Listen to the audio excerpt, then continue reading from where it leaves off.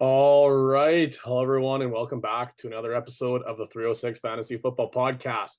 We're recording on the Tuesday evening for our November 16th, episode number 68, where we're going to prepare for week number 11, as well as talk about a little bit of reactions from the most recent week here, week 10. And we're going to dive into a quick question of the week as well with a little bit of a dynasty angle. So before we get started, we'll say hello to the fellas here. And we'll start this one off with Zach. Zach, how's the last little week been going here? And I guess a little fantasy check in too. I know we got a little bit to talk about here. That's a little bit the next little bit here, but what's been keeping you busy? Well, last week I took some time off from work. I had Wednesday and Thursday off, so made a nice little 5-day weekend, which was super awesome until had to go back to work yesterday, and that just felt like the toughest wake up in the world. It's like that first Monday back from the Christmas break where it's just an absolute grind to get out of bed. Yeah, and I don't know, 5 days felt like 5 weeks. It was a struggle. And Armin, how about yourself? I had a nice long weekend as well. I didn't get the Wednesday off, but we had a PD day, so it pretty much made it a 5-day weekend, as close as you can be without it actually being. And got some stuff done around the house and hung out with the family. We had a great old time. Went out in the winter and sledding and stayed inside on the cold days and did some activities and played around. It was fun. And the little one just had his first day of daycare on Monday, so that was wild. Tuckered out to look like today too from your Snapchat. Yeah, well, both days he hasn't had an afternoon nap. He's just been too excited while he's been there. And yeah, he fell asleep. Well, he fell asleep on the ride home today from daycare, and then yesterday he was darn close. That's awesome. Myself, we had my wife and I actually went to a wedding on Saturday, which was a nice little treat. I just didn't feel much as relaxing of a break like Zach has attested to, is kind of just busy with a lot of work around the house and stuff, kind of getting things going. And I don't know about you guys, but my wife, she is Captain Christmas, I'll call her. So as soon as November 11th turns the page, it's Christmas season in her eyes. I've always said November 11th, they can't go up before then, because we always do the Battleford trip. We go do a Remembrance Day thing at the grave site there in North Battleford. We've done that ever since I was a little kid. So I said, after that, I'll cave in, but no earlier than the 11th. So 11th turned the page. We had a wedding on Saturday and Sunday. Our house was Christmasified pretty quick. So, and then had a sick day on Monday. I actually had a bit of the flu. So back and at it here and ready to talk some football. Before you get going to your guys' wives, very Christmassy like that too, or is it kind of just it gets up when it gets up? A little bit. On Saturday, we actually bought a new Christmas tree, and we set it up in the store, making sure it was not too wide. We have a smaller area for our tree in our house, and had to make sure it fit. And I don't know how they get it into the box. It wouldn't go back in worth a darn. So we carried out 4 individual pieces to the back of the car. That's outstanding. I can't believe they let you actually set it up in the store. First of all, that's impressive. Yeah, we asked them, like, we kind of explained the situation, said, hey, we have a small spot for it. Do you mind? And they're like, no, as long as this is the one that you buy. If you end up buying one, it has to be this one of like that make and model. Mm-hmm. So sure enough. There you go. Did you get the discount 4 model too, or what? Yeah, should have tried that one. Yes, sir, after knocking stuff over and borrowing their knife, and yeah, hit them up for like a 10% discount. Oh, it's been opened. Yeah, exactly. What about you, Armin? Is Kylie pretty Christmassy too, or what? You know, as we've gotten older, she's gotten more and more Christmassy. She actually used to be a bit of a Scrooge, but now she's not. She's more on the other side now. Yeah. We started putting our decorations up today, actually, as well. So I'm more into the decorations. I want to have fun, make the house look magical for the little ones. Yeah, it's especially when you got the little ones too. You know, that's where it gets a little bit more exciting and you get into it. I'm kind of like, meh, like Christmas is Christmas. Like, it's kind of like whatever to me. Like I always put up a tree in my house, and that was kind of it. That was the extent. I broke down to Christmas lights last year, and I did not take them down. I left those poor suckers up because we got a pretty big long stretch of street facing. I guess what would you call it? I guess a roof line, I suppose. So it took a lot of Christmas lights to get the roof line done, and they're staying up there. Forget if those ever get toast, we're done. It is a chore for those people at home that take down and put up their Christmas lights every year. Good for you. You deserve, like, I don't know, an extra paid holiday or something like that, or paid vacation day or something. I don't know. That is a task and a half, but I guess we'll get into things here. We'll get away from the Christmas talk here and into a little bit of fantasy football.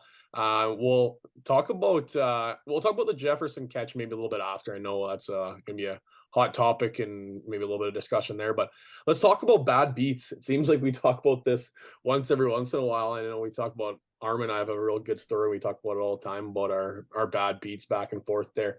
But in the charity league, there was 2 really bad beats. One was we talked about it in the charity league group chat, and he needed Devonta Smith to absolutely boom to win, and he was up by like 1.5 points or 2 points or something like that, and he was, all is good in the world. I'm going to win my matchup, and then Devonta Smith throws that fumble backwards at the end of the game, and he ends up losing on that, which really sucks. That'd be a tough loss, literally losing on the last play of your week.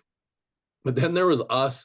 We needed a big win, or we needed a big win. We needed a big production from Jalen Hurts, and we got that. He had a good day, and then we went to bed thinking, hey, we won by, thinking it was like 0.5 point or 1.5 points or something, to wake up finding we lost by 0.02 points based on a stat correction.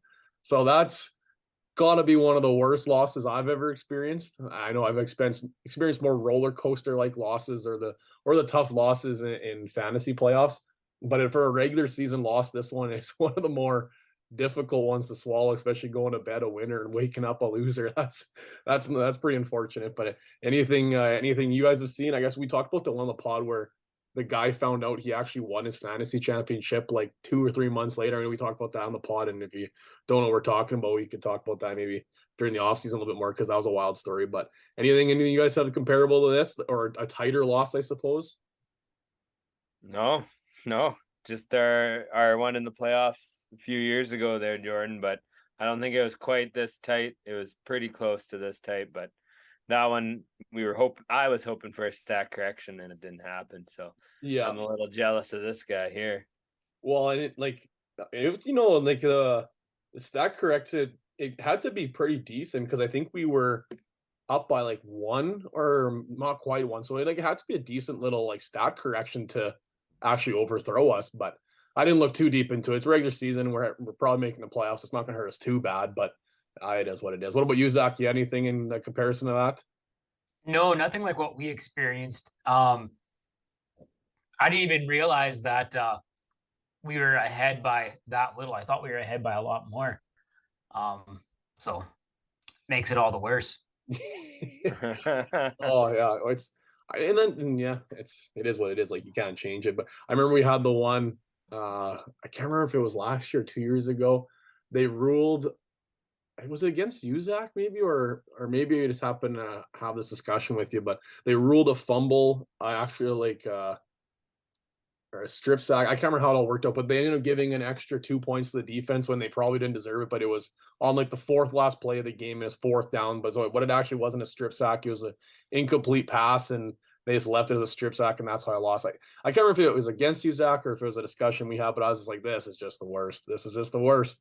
And same thing, like, not as close as this last loss we had is, but in the playoffs, when you start breaking down actual plays to the changes your outcome, it hurts a little bit more. But, and no pun intended, we're talking about Hurts here. But we'll talk about the Jefferson catch here in a sec, because I think we got to spend some time on that too. But we'll get to the 22 fresh quick question of the week first.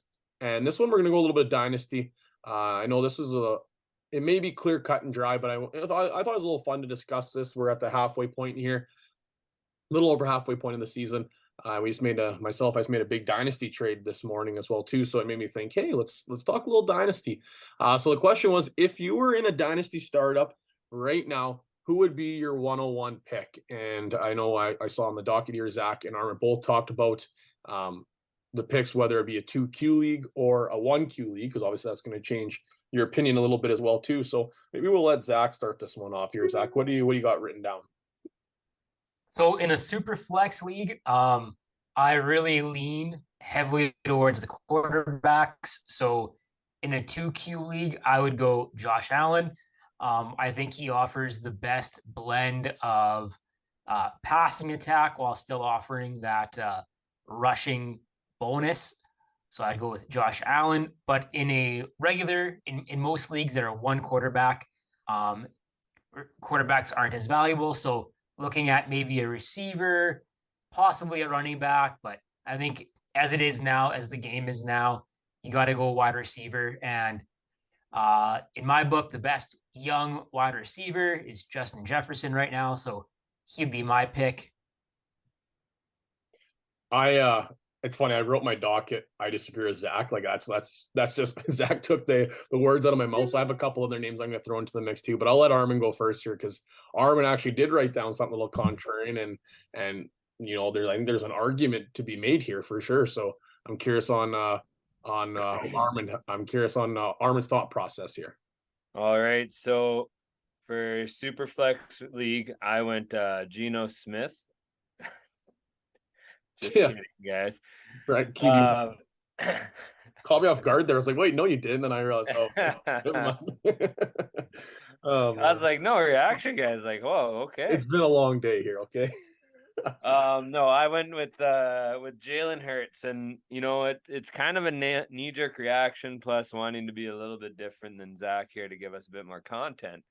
But if you listen to a lot of people around the league, the last few days after this Minnesota loss, Josh Allen is reverting back to some of his old bad habits that he used to have, according to the NFL experts. I haven't watched enough of him to really tell you that or not. He's still putting up great fantasy points. But so Jalen Hurts is then the next name. He's got that rushing upside, and he just gets better every year. He's improving. He's hungry. He wants to win. And he's got a good team around him as well. So I like Jalen Hurts as a 101 for a 2 QB league. Now, that's if you're QB heavy. And the argument could be made if you're in a full PPR league that maybe 101 should be a receiver. And if you're in a single QB league, dynasty, you got to go receiver because they're going to last longer. They have that longer shelf life than the running backs. And that's also why in a 2Q league, you go a little bit more towards the QB in my mind, is that their shelf life is even longer than receivers usually. But 1 QB league, I'd say Jalen Waddle. He's a PPR machine. As far as receptions, big plays, he can do it all. I loved him coming out of college. And he's a great receiver. I love Justin Jefferson too. I'm a Vikings fan. I hope he sticks around there forever, knock on wood. And that he keeps a good head on his shoulders.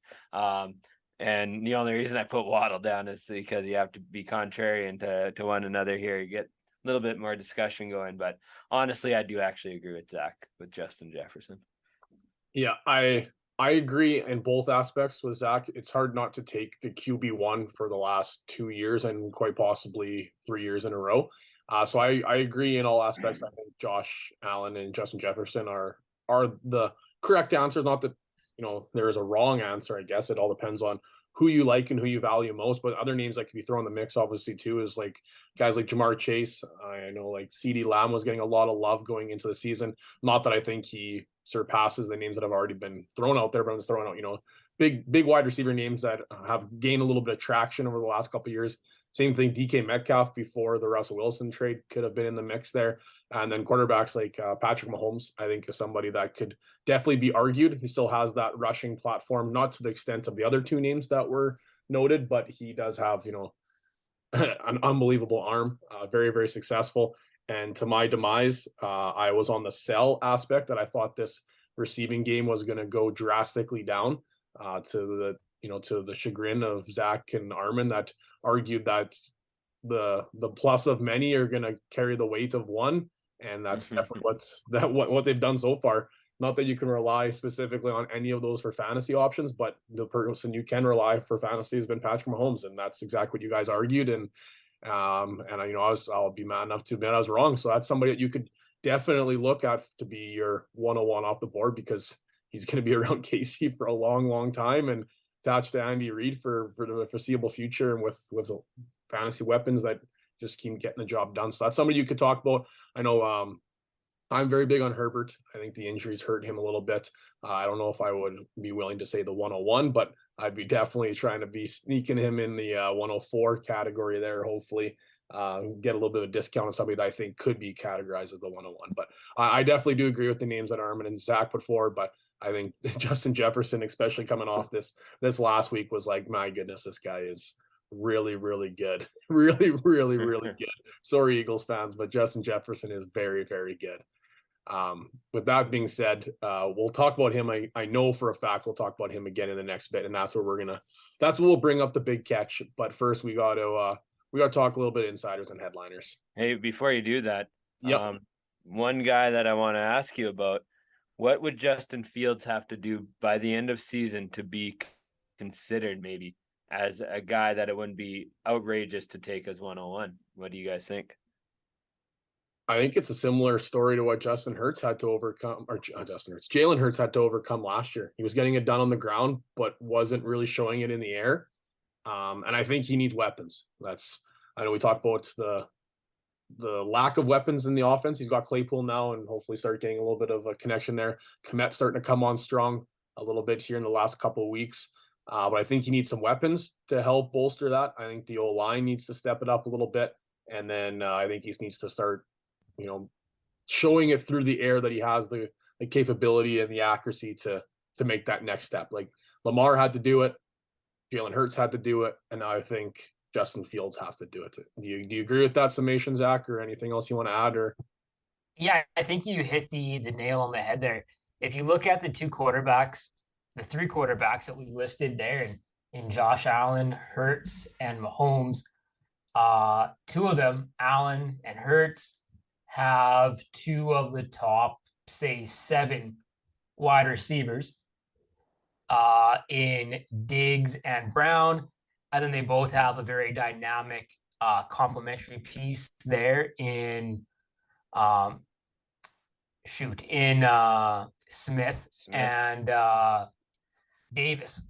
And Mahomes, he has Kelsey, which is as good as either of the number 1 receivers, and then kind of a hodgepodge there of Juju and the rest. Well, you've seen Juju that take is something forward too. Like I still think, like obviously we'll talk about that injury in a bit, but I think Juju was making strides to become that wide receiver 1. Out of anyone in that receiver room, for sure. Exactly. Yeah. And now in Chicago, Mooney and Claypool are nice, and Kmet's been coming on, but I don't think any of those 3 pieces even stack up remotely close to either of those guys' first one options. Yeah. And up until 2 weeks ago, people were calling for Mike Lieberflus, or whatever his name is there, the head coach in Chicago, to be fired. So I don't think this is a flash in a pan, but I think what you said there, Jor, I think it's going to take a little bit more consistency, and I don't know if that consistency can happen in the rest of the season, Armin. But if we're having this discussion next year and he's playing to a similar level next year at this time, then for sure, I think with that with that rushing upside to go along with his passing game, then I think that could be a real discussion. I find it pretty ironic, because if you go back ballpark 25 episodes ago and you probably listen, we talked about the exact same conversation with Jalen Hurts. Do you think he can be the QB1? And I think a lot of us were more on the no compared to the yes. There's a lot of fantasy relevance there for him rushing on the ground, but Philadelphia had a lot of draft capital, and it seemed pretty scary that they could replace him. But can he take that step forward? And our hesitancy in the middle year started kind of dwindling as it progressed towards the end of the season. And then as we got into the season, we were pretty high on him as a QB sleeper, I guess, not a sleeper, but somebody you can pick up later in comparison. And he's been panning out for, we got him on our charity league. It's been awesome having him, but he had to prove him, take that step, knowing that there's the baseline where, guys like Aaron Rodgers, you lose a weapon, you lose your ability to put up fantasy points. It's been very, very frustrating for him, where you can rely on that rushing platform, same as Justin Fields. But that's what you look at the draft season. Look what Philadelphia did. They added that bona fide one to see, do we have it in him or not? And that's what Chicago is going to have to do this upcoming season. And there's a lot of really good wide receivers in the draft that I think they could do, or take some draft capital and go pick up a vet or something. There's those options as well. But I think something like that's going to have to happen. I think Zach made a really good point there, that it's I just find it funny that we've literally had this almost word for word conversation with a guy that we mentioned that could be a 101 in dynasty startups. So it might be an opportunity to quote unquote buy low in dynasty on somebody that could take the step, right, and gamble on him making that jump. Yeah. Fields can do everything right from here on out, but I think, like we've already said, until he gets that running mate, that bona fide number one, it would be really difficult, I think, to put that kind of praise, I guess, expectations, thank you, onto him. Since he is as much of a rusher as he is a passer, he definitely needs that number one target, I think. Mm-hmm. And there's times where you watch him and it's like, that was a great read, that was a great play, that you look like an NFL quarterback. And then there's times where it's like, what the hell were you doing? What were you thinking? Like, it's just you scratch your head, and it's those types of decisions that need to be minimized, I think, too, not only for him to be successful in fantasy, but for him to be successful in the NFL. Like, you can only, like, look what happened to RG3. You can only rush and run for so long. Teams will eventually, like, defensive coordinators in NFL are pretty smart people. Look what they've been able to do to Patrick Mahomes for a couple of years. They adapt the way they work, they adapt the way to become successful, and you just take away the run. And if you can't throw, like, that was the comments coming back to it. That was the comments about Lamar. Take away the run, is he gonna be successful? And then he proved in a big way that, yeah, he can do that. So it's only a matter of time before teams start taking away and just, spying him and taking away his rushing threat. And then, is he going to be successful? And that'll be very, very telling. But speaking of telling, we'll talk about a few of these players here in two shakes. We'll get to some insiders and headliners. I've just been handed an urgent and horrifying news story.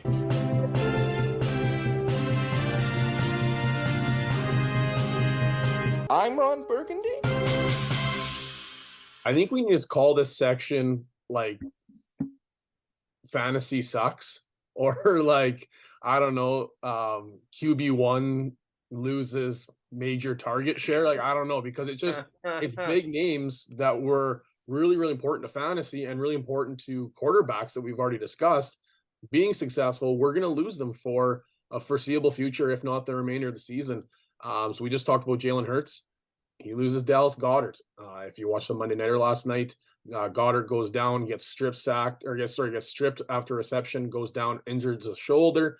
There is no estimated timeline on how long he's going to be out, other than the fact that he is going to be missing time for the foreseeable future. So tight end 1 goes down there in Philadelphia. Tight end 1 in Arizona, Zach Ertz, has been placed on season-ending injury on the injured reserve there after a knee injury. So his season is over. That was a hefty target for Kyler Murray and the Arizona offense. I know we say it every time we record Tuesday, the waivers go through, and then you're listening to this on a Wednesday. Trey McBride, is a really interesting ad because he's just going to be necessary. They're still waiting for Hollywood Brown to come back. Rondale Moore to the moon, I think, right now, because he's really the only healthy wide receiver. Like, AJ Green caught a touchdown this week. So if that's telling you anything, like, the Arizona Cardinals need some weapons here. So, but Zach Ertz done for the season. Cardinals weren't done there either. They released Eno Benjamin, which was a bit of an interesting one, because I think he succeeded or surpassed expectations that he was placed here, and was ended up picked off waivers by the Texans. But that was a bit of a head scratcher, and Connor was out for a decent chunk of time, and I think Benjamin filled that position admirably, or at least, like I said before, like a lot more than expectations. So I was a bit surprising that they would move on from him, but Houston was obviously very appreciative of that. They moved him off the waiver wire pretty quick. Khalil Herbert, running back of the Chicago Bears, has been placed on the IR, so he's going to miss a minimum of 4 weeks. And then probably the bigger piece of news is Cooper Kupp. This one really, really sucks for fantasy managers.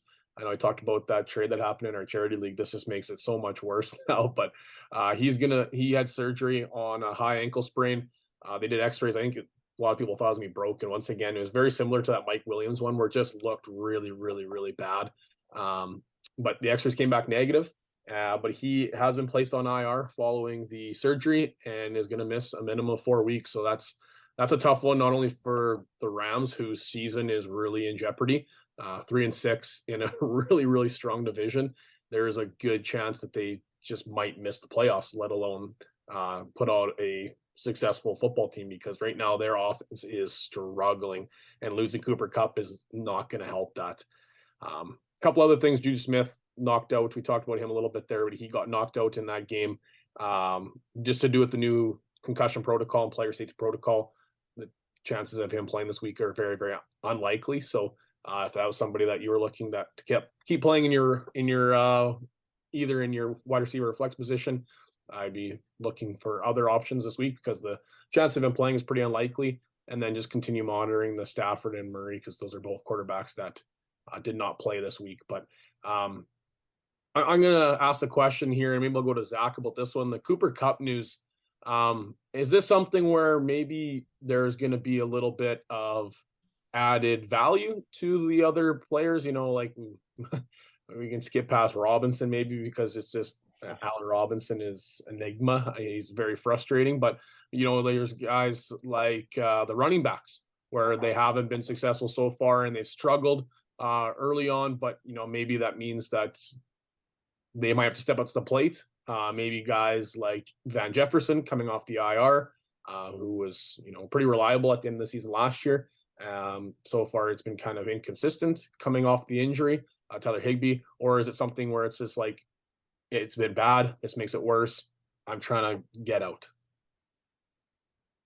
Well, speaking of bad and this makes it worse, the one league that you and I in, I was middle of the pack there, number 5 in the standings, and I was hoping to make a playoff push this week during the trade deadline, and now with no Kupp and no Goedert, it's just not even worth it anymore.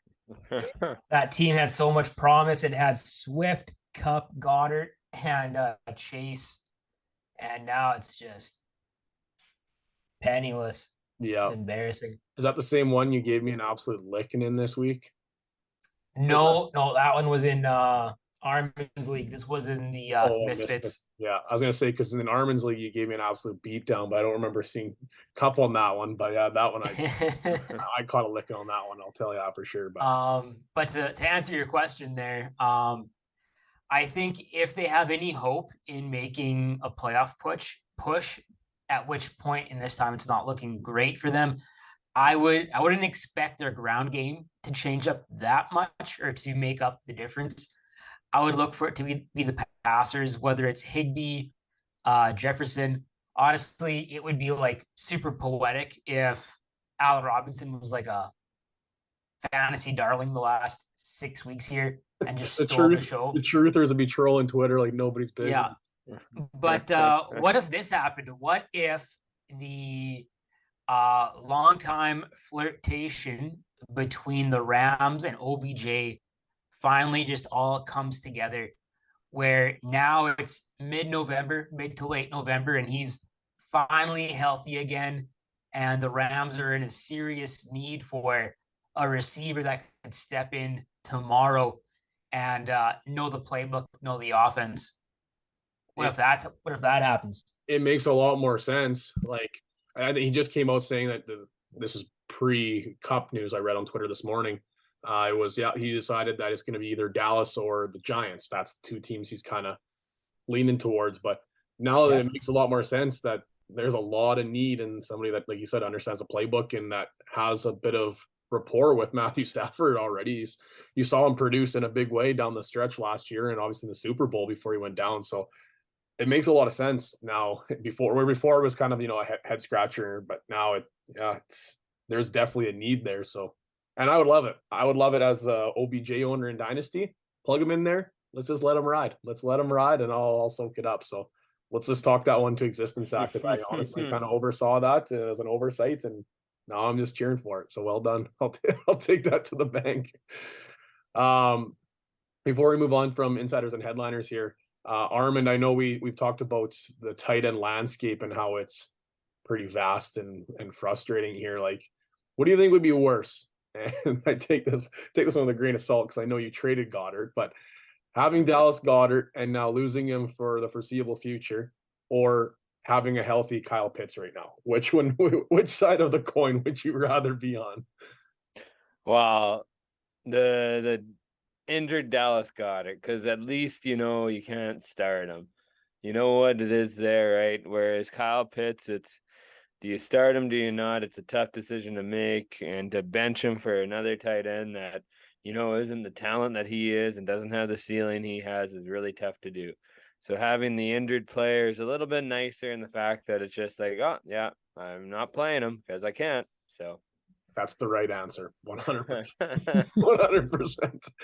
Oh man, that's one of the most frustrating things this season has been the Kyle Pitts. He might win the award for us in our awards section for the most disappointing player of the year, but that's going to be we still got lots of football left for people to disappoint us, so no worries to jump the gun on that one. But talking about jumping the gun, what you're going to jump the gun on is getting into the promo code and utilizing 306 FFB15. If you don't head down to their website, you're going to miss out on some unreal deals as well as some unreal merchandise if you haven't got there already. Actually, Zach, I think it was you that put in the group chat the 22 Fresh Huskies hoodie. My goodness, is that unbelievable? I've never seen that before. And I have the 22 Fresh sweater with that beveled writing. It's the same style, but just obviously different sweater. And I love mine. And the bevel look to it is unbelievable. But that beveled logo of the Husky on there, that's a nice touch. That's a really nice hoodie. And Zach said, we got to get our friends at 22 Fresh to maybe hook us up with those next year. And I was like, yeah, well, we'll try and pull some strings. But if you at home are, know what we're talking about or seen that hoodie before, well, don't wait. Go down to 22 Fresh and get that one, and you'll get 15% off on checkout if you use the promo code 306 FFB15.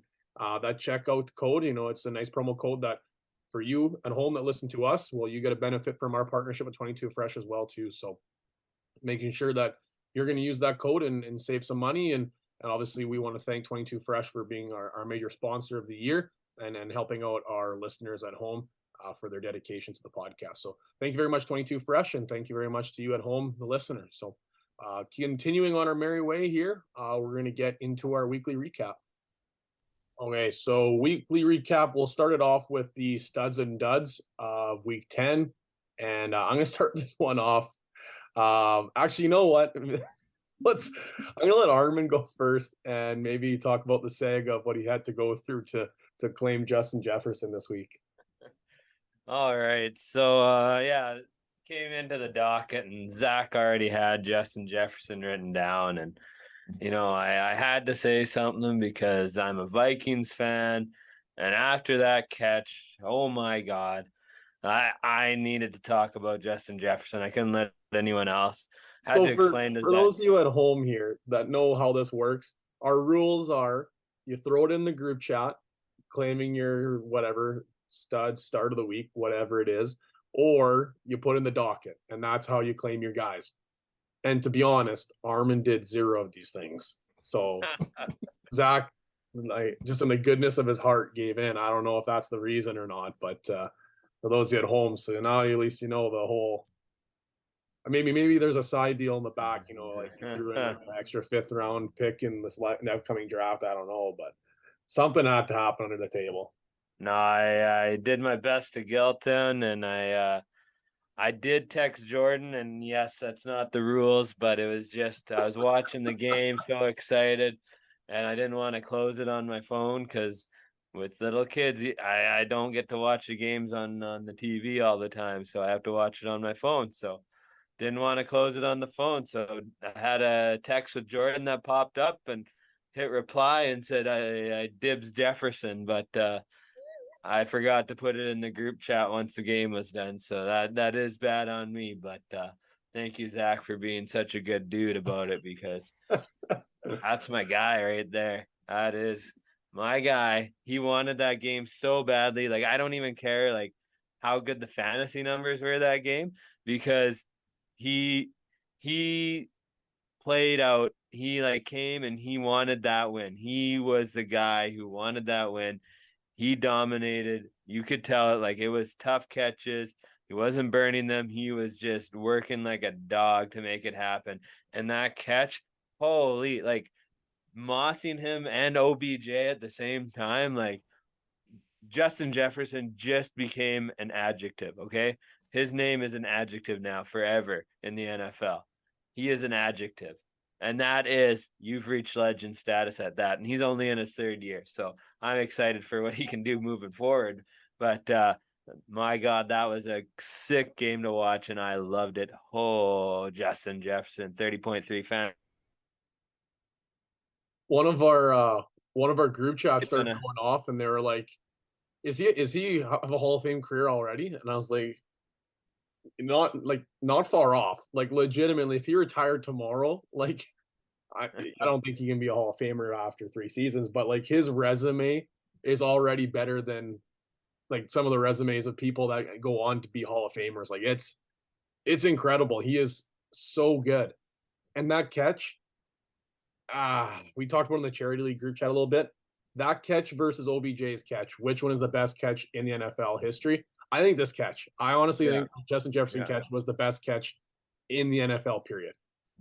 Yeah.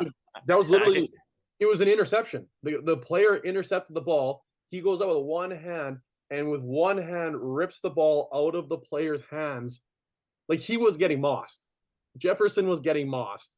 And then he, with one hand, peeled the ball out of the play. I don't know. I think that was the best catch ever, period. I don't know. Zach, you made a face of disagreement there, so I'm curious to see what you think.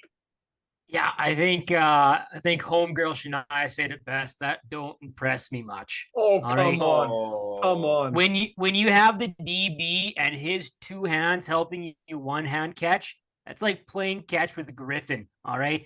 Come on. You're supplying the hands to help Griffin catch the ball. Yeah, it's a great catch. Don't get me wrong.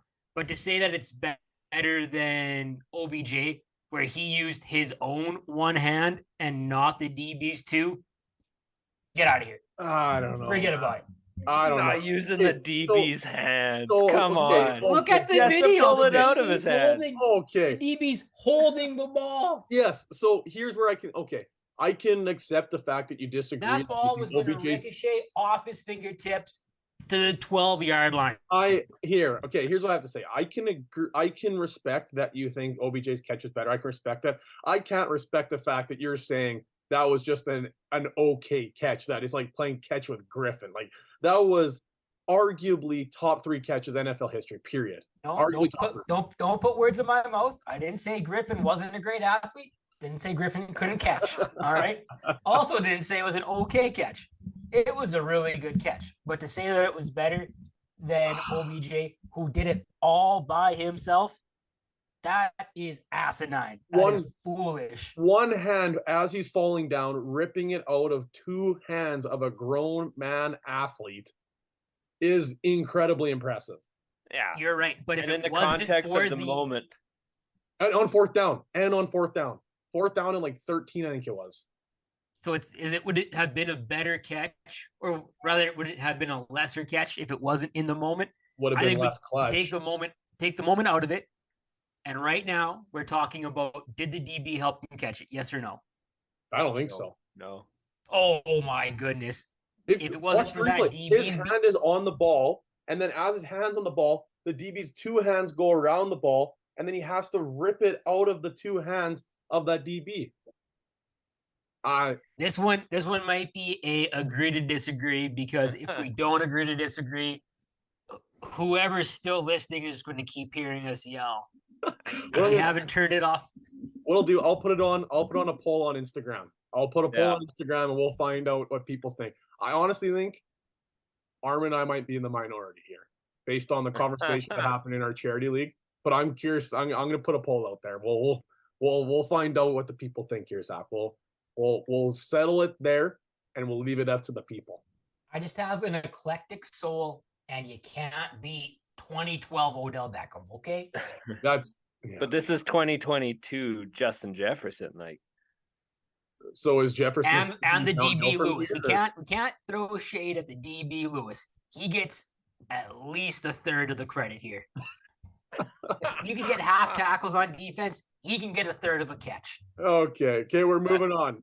Zach, tell me your stat of the week. I'll just let you keep going, but we'll talk about a different piece. Lewis, the DB, he's the stud of the week. Yeah, the guy that got mossed. Okay, sorry, continue. Yeah. My stud of the week, my secondary stud of the week after I caught it with two hands and Armin wrestled it away with one hand at the last minute is Cole Kmet. Cole Kmet was and has been on an absolute tear at the tight end position. And it just so coincides with the ascension of Justin Fields. Since week 8, Cole Kmet has been a tight end 1 each of those 3 weeks. Week 8, he was tight end 12, so just there on the cusp. But weeks 9 and 10, he was the number 1 tight end on the week.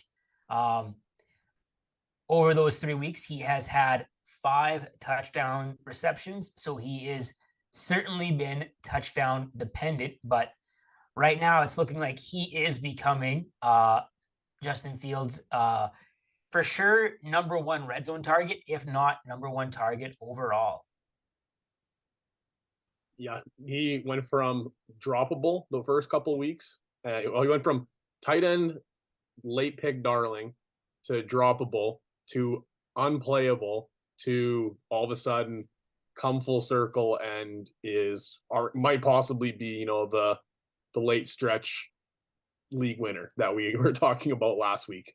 We didn't mention his name in the league winner category, but that's somebody that definitely could be in consideration there after losing a handful of tight ends here this last couple of weeks. So my stud of the week, it's about time, is what should be his name, because we've been relatively disappointed with this player. We were hoping this big step up, and he's been good. Obviously, without Dak, we thought he was a write-off, but touchdown here, touchdown there, 70 yards, 5 receptions. That was kind of his pace or average, I should say, over the last couple of weeks without Dak. And then Dak came back and he had a lackluster week. But now we got to see the Ceedee Lamb that we've been hoping and praying for to take the next step up.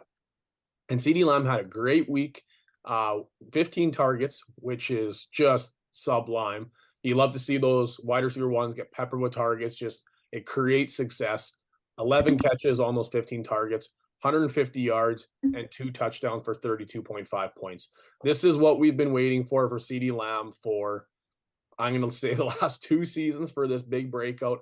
And it's just a treat that you finally got to see it. Gallup is starting to come back a little bit. I'm curious to see what happens if they end up signing OBJ, because I think what's going to happen is just going to open it up for him a little bit more even. And he finished as the number 2 fantasy player on the week. So it just tells you how awesome that is to finally see it from Ceedee. And I'm pumped I have him on one team, my big money team, or not my big money team, but my big team. And it's been a sigh of relief to finally see it from him. So Ceedee is going to be my stud of the week. Now transitioning to the other side of the coin, the players that frustrate us throughout the week and into the upcoming start-sit decisions of the upcoming weeks. Armand, let's kickstart this one with yours. All right. So there's guys who had poopier games than him, but I went with DJ Moore of Carolina. 4.9 points, 4 receptions, 49 yards. And the question that I want to pose here, and the reason I brought it up, is we saw a little bit of a surge after the Panthers fired their head coach and brought in an interim head coach there. And is the honeymoon phase over, or was that just a bad week? And should we be looking at these Carolina Panthers and getting rid of them, or should we keep the guys that kind of boomed for 2 weeks and maybe had an off week now? Because it wasn't just DJ Moore, it was Terrace Marshall, it was Foreman still had a good week, but Chuba Hubbard, like none of them really put up the points that they had been the weeks prior. Well, I don't want to bet on Carolina by any stretch of the imagination, just because it is so unpredictable. But I will give them the fact that they were literally playing in a monsoon. Like, what's it actually called? Like, it was like not a seasonal storm or whatever. It's called a tropical storm or whatever the hell. Yeah, tropical storm. They were playing in incredibly terrible weather, so the passing game would be difficult to play in that sense. So I'm willing to maybe give them that, but it's not one of those ones where you give an inch, they take a mile here, because like I said, it is a little bit difficult to bet on Carolina at this point. But in the grand scheme of things of last week, I'm willing to put that out. Not that I think DJ Moore is all of a sudden this big fantasy superstar moving forward. They fired their coach. That's not what I'm saying either, but I am willing to throw that week out because of the situation of the weather they're playing in. But take that for what it's worth. Zach, you want to share yours here? That this one's just salt in the wound, I think. Yeah, this was low-hanging fruit. I went with Cooper Kupp for a few reasons. Obviously, he was hurt, so that really put a damper there on his week and limited his production. But before he got hurt, he was only 3 for 5 with -1 yard, which was the one that really stood out to me. I'm not sure how you can stack up 3 receptions and still have negative yardage, but Cooper Kupp did it. So thankfully, we were looking at the half-point PPR settings, and he was able to still get 1.4 points somehow. And but yeah, like we talked about, this week I could live with a down week from Kupp, but my team's not going to last now if he's gone for if he's gone for 4 weeks. That's basically the push for the playoffs, and I just don't think many teams are built to withstand that. So, and if it is, might be the turning point. Yeah, you clearly played well at the end of your draft, and you've done well on the waiver wire. So this might be the turning point for a lot of seasons, where a lot of stud teams are now scrambling, or a lot of guys that were on the cusp, they're completely out of it. This is a good segue to what me and Armin talked about lots last week, where it's like you're never out of it. You're never out of fantasy. You could be the 2-8 team right now, and you can still make playoffs, because there's teams like this that are going to start dropping like flies. And yes, if you're the 2-8 team, you got to get lucky. You got to have the perfect match at the perfect time, or the players that hit at the right moment and start catching fire in the second half of the season. But at the same time, there's teams that have guys that we're talking about every single week in the dud section that underproduce, or guys that they lose their best player to injury at the wrong time, and you can grease your way in. So I think, like Zach is talking about, the one side where he's the good team that's, you can see it might start dwindling. You just got to get in there. Zach could be the team that's 8-2 right now and could lose the rest of the way and could miss the playoffs at 8-6 or whatever it turns out to be. Like there's stranger things that have happened than a 2-8 team going into the fantasy playoffs. So it's a good segue to keep grinding, because stuff like this happens every single week. What I could live with not happening every single week is the production we got from AJ Brown. And I'm a little bit concerned because he did get nicked up in this one, rolled up, it looked like his ankle or something like that, or it was almost like a non-contact injury. So it's one of those ones where you really hope it's not turf toe or something along those lines. But putting up 1.2 fantasy points on 1 reception, 4 targets, and 7 yards in what I would call a pretty decent matchup. They were in a plus matchup for the first time, or a plus scenario, I guess, for the first time in a long time, where they had to play from behind and throw the ball a little more than usual. And that still didn't mean it was AJ Brown time, which is a little bit concerning, especially, like Zach said, this time of year where you want your team to start rolling and be healthy in comparison to other teams.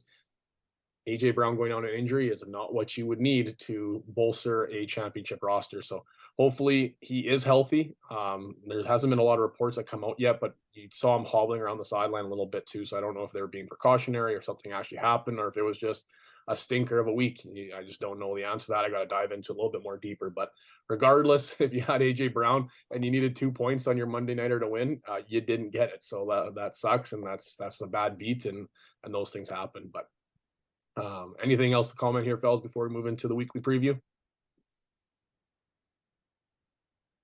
I'll take the silence as a no. All right, let's get the weekly prep going here.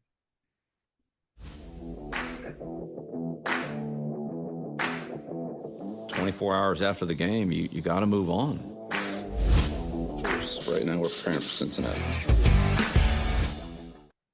All right, week 11 is here, and we got some new teams on bye, and it's going to be, I saw a tweet, and I wish I could remember who it was from, but it's like doing wide receiver rankings this week is going to be real strange because you got some premier wide receivers that are out for injury, and then you got some really good wide receivers that are out for bye week. Like you got Jacksonville with Christian Kirk that's been outstanding this season. You got Miami with the dynamic duo there. You got Seattle, who's been pouring it on, and DK Metcalf has been very strong. And you got Tampa Bay with some top end wide receivers there. So it's going to be a weird week for wide receivers. So once again, just finding your way to grind out a W this week. And we're going to have to look at, some of our start sits and see where we can get. So that's part of the fun of fantasy football. But last week, another, I would say, pretty good decision from Armin here in the full stream ahead. I think you could have done both. Jimmy G, he didn't even get a single touchdown, but still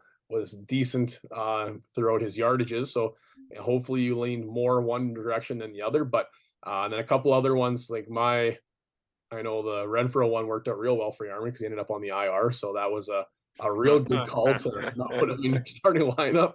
Obviously, we talked about that before he got placed on IR, but the Broncos RBs were what we expected them to be. And then a couple other spots, they weren't as great, like the Cordell Patterson one, that was a bit of a stinker, but bouncing back in a big way here for week number 11. We're going to look at Armin's full stream ahead, and then we'll get into our start sets. All right. My full stream ahead this week is Ryan Tannehill.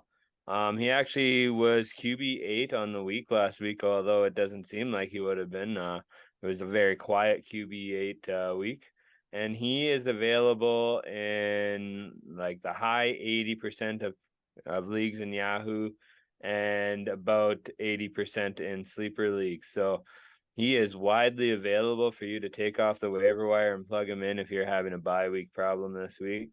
And just plug him in your roster. I'm hoping he does some good things, and Green Bay's defense has not shown to be a great defense this year. Ryan Tannehill, full stream ahead.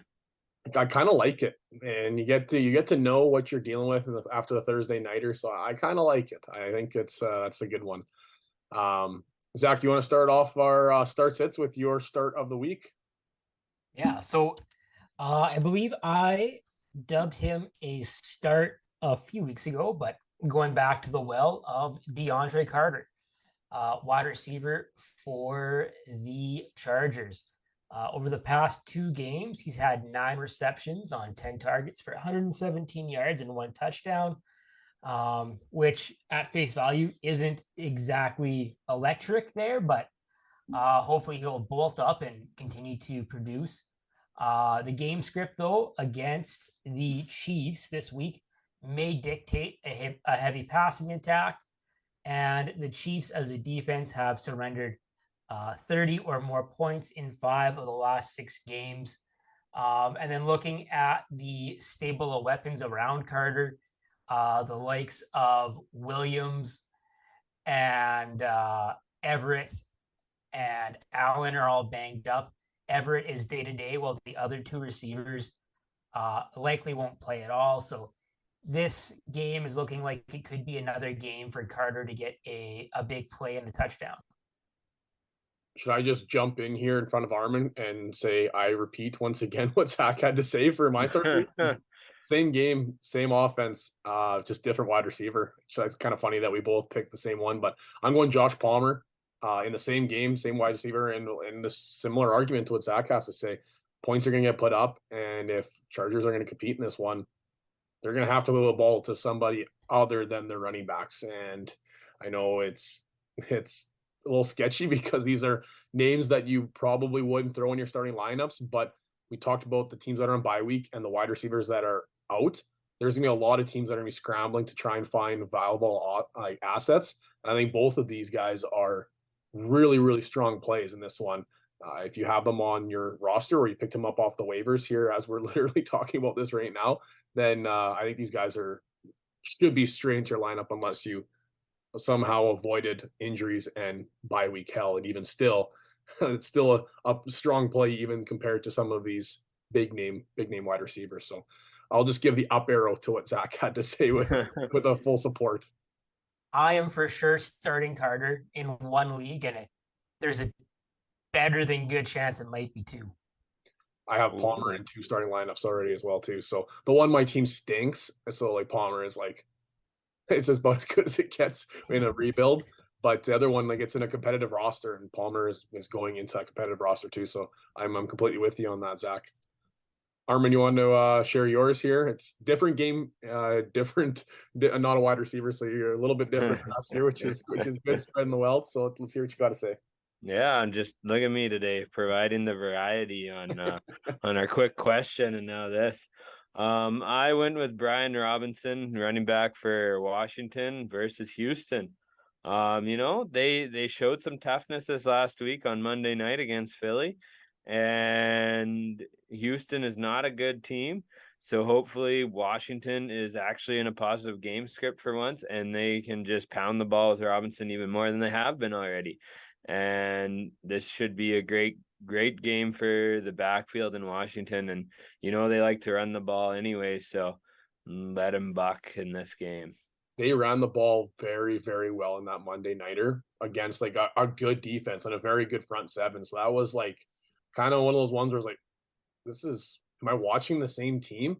Like they had so many, like several 3rd and short situations or short situations, and all coming from the run in the 1st and 2nd down. Like it was actually kind of like fun to watch. Like Terry McLaurin still had a decent day, but they got the job done on the ground, and those running backs carried the load. So it was quite surprising. So it's gonna be curious, like you said, Armin, if they continue this trend against a bad football team too. And running tough too. Like Brian Robinson was running tough, not wanting to go down. And he went down on like the 1 yard line, I think, too, on another play. Like he could have had 2 tutties. He goes down on the 1, so that's a tough one. So I think this is a good one. You're playing a little bit of Russian roulette right now, but I think the arrow is definitely pointing in that direction. Armand, Zach, do you want to start the sit section? How dare you make a gun reference when talking about Brian Robinson? I didn't even recognize. That wasn't even intentional.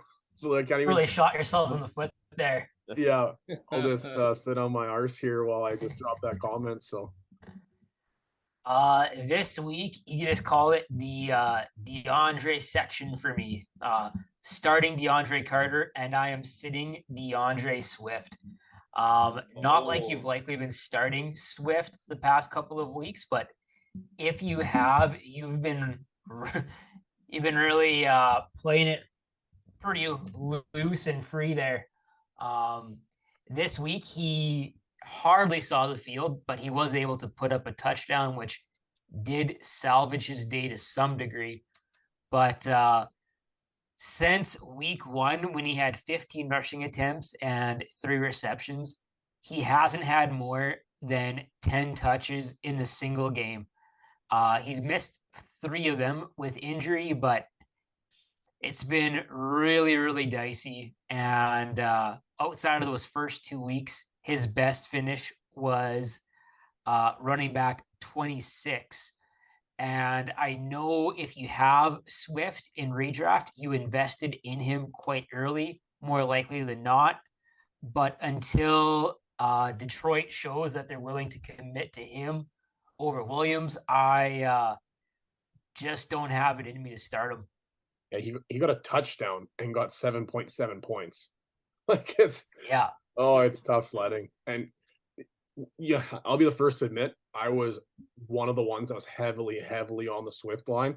And the frustrating part is if you watch the Detroit Lions and their offense, they're committing to the run, especially in the red zone. And that's what we talked about, was that he needs this work to, and the injury didn't help, obviously, the situation. But like Jamal Williams, I think, is either like number 1 or number 2 in the NFL for touchdowns. Like it's, if Swift had all that work, it's a different story, but we could play a lot of what ifs. That's, I mean, we could sit here for hours doing that. It's been very frustrating, but I think they're being cautious with the injury and their love and faith in Jamal Williams.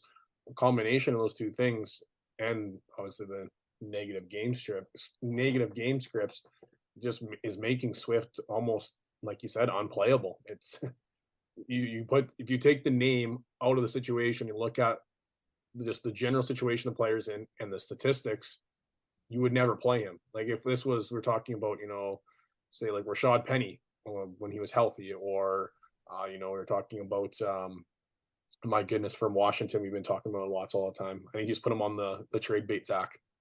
Gibson, thank you. That's somebody that we were quick to throw to the Wolves. If you put his name attached to this, we're like, yeah, sit him. But because it's a high profile name, everybody still wants to start him. But I think you hit the nail on the head. It's one of those ones where it seems a little shocking at face value. You say you go sit DeAndre Swift, but if you actually take a deep dive look, like you was talking about, Zach, you can't play him. It's more detrimental to your team by eating up a roster spot, not a roster spot, but like a starting lineup position where there's viable options you can grab and play over him based on a situation. It's very, very frustrating is what it is. Yeah, I would rather have him on my bench and put up like a running back 1 week, put up like 20 points on my bench, then start him and have him put up 5 or 7.2, 4.6. 1.6, and then doesn't get that touchdown, like. Yeah. And then after he has that 20-point week, then we start to build some confidence, and hopefully him and the team can kind of string along some productivity, some consistency. Or flip him But up. until that happens, I'm scared. Yeah. I totally agree with you, and this is coming from a diehard Lions fan, so it's very, very frustrating, and I'm totally with you on that one, Zach. My set of the week here, I guess I'll go with mine quick, and then we'll go to Armin's. Is Michael Carter, and mine is a historical trend of the fact that the New York Jets cannot beat the New England Patriots, and that the Jets are coming off the bye week. They have acquired a new running back a handful of weeks before James Robinson. Usually, in the past, you go into the bye weeks, and that's where you see these either rookies or new acquisitions, really take that step forward in your roster and get a lot more touches and get bolstered into the offense. Coming off the bye week, I think James Robinson is going to take a step forward. Regardless, it's going to be an ugly timeshare, in my opinion. And that's kind of where I'm statting that out, at least for this week. And going into the fact that the New England defense has been unbelievable in the most recent weeks. And historically, the Jets can't sniff the Patriots. So for a lot of those reasons, I am going to be fading Michael Carter, even though he has been a very viable option the last handful of weeks leading up to the bye week. So my sit is Michael Carter. And Armin, do you want to wrap up this segment for us? Yeah. I know Zach probably doesn't like seeing his name on there, but it's got to be said this week. Jakobi Meyers is my sit of the week against the New York Jets. You know what? The Jets are a good defense. Sauce Gardner is not going to let Jakobi Meyers get anything in this game. He shut down worse or better receivers throughout the season already. And so just no Jakobi this week. Exactly. Starting next week. Your rebuttal. You're ready to go there. Yeah, we'll see. We'll see. That's Zach's, that's going to say on Zach's tombstone. We'll see. That's been said multiple times, I think, in the past, but it's worth repeating. I think Jakobi Meyers is too important to that offense for them to not, to their detriment, force feed him the football. Like 2 weeks ago, or I guess 3 weeks ago, in week 8, when they played when they played the Giants last, I'm getting all carried away here. I'm spinning a letter opener, just throwing it around. 3 weeks ago when they played the Giants, he had 13 targets and 9 receptions. I think what suits him well is that he plays a lot out of the slot, where so you might not always see Sauce in the slot. Yeah, Oh, okay. that was my thought too. Even though Sauce does take the one, he doesn't predominantly go into the slot. He predominantly stays on the outside. So you might see him more matched up against those outside receivers and not so much the slot. So that might be the only reason against it. But you might have to do a little wheel wager bet here, you guys, on this one. Let's make it interesting. Just lull Sauce Gardner to death, guarding like, I don't know, Nelson Aguilar. Have yourself a day there, Sauce. The Jets, they probably learned from the last game. They got to put Sauce on Jacoby. He's their number one guy, regardless if he's in the slot. Yeah. Armand, God bless you. I've been watching the Pats since like 2001, and I'll tell you one thing: the Jets don't learn. They just don't. They should have beat the Pats at home. The last one was the first time, I think it was 18 years or something like that, 11 years, whatever the announcers are talking about, and they just failed to do so. So God bless you, Jets. God bless you. Okay, last segment of the episode, and we'll wrap this bad boy up. Here comes the money. Here we go. Money talk. Here comes the money. Woo! Woo! Woo! Ow. Love that money.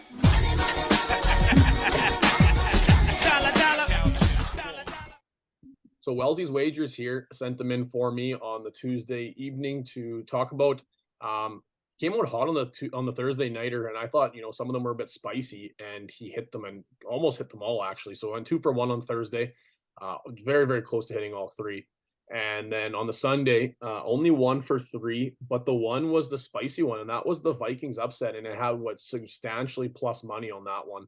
And I think that one was, one of the riskier picks he's made so far since being on the podcast, and was pretty persuasive in the sense that the Vikings are going to get done. And I'll be honest, I don't know if I believed in it, but he was onto something there because he cashed out a substantial amount of money on that wager. So even though you only went 3 for 7 on that week, you would have made substantial money if you were betting on the Vikings there too. So this week on the Thursday nighter, we have the Titans versus the Packers, and he is taking the Titans money line plus 150 and taking the Derrick Henry more than two or more touchdowns in the game. And the odds are not out for that one, but Henry had a down week, and he's looking for Henry to bounce back in a big way. And he said, we're going to call this one the underdog week because he's looking at some big money. And the next one here on the Sunday props, this one's juicy. And just because they lost once, I don't know if he's calling from the lose twice in a row, but he's taking Philadelphia to lose against the Colts, taking the Colts money line at plus 240, which is pretty juicy in a sense that if the Colts actually beat them, that's going to be wild. Like Philadelphia losing 2 back-to-back weeks in ones they probably shouldn't have. But the fact that plus 240 odds, that's pretty juicy, and that'd be a nice little payday. So he's also taking the Vikings to take another big win against Dallas at plus 100 odds.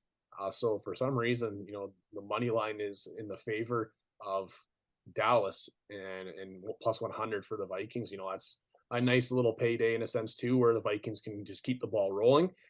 And the last one is the Bears at plus 150 versus the Atlanta Falcons. So he's calling this one the underdogs. And to be honest, I really like the Henry 2 or more touchdowns. He's done it several times this year already, and off a bit of a down week, only putting up 7.7 fantasy points this last week.